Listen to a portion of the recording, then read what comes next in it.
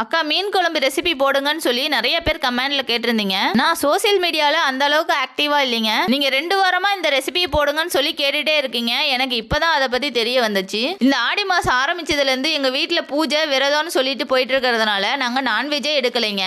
முதல்ல ஆடி 18க்கு தாலி பிரிச்சு கோக்கறது, அடுத்து என் ஃப்ரெண்டோட வீட்டுல வரலட்சுமி விரதத்துல கலந்துக்கிட்டோம். அடுத்து ஆடி 28க்கு கோயிலுக்கு பொங்க வைக்க கிளம்பிட்டோம். வீட்டுல கோயில் விஷயங்களா நடந்துட்டு இருந்ததுனால நாங்க நான்வெஜ் எடுக்கலைங்க. அதனாலதாங்க நீங்க கேட்ட இந்த ரெசிபி சொல்ல முடியல.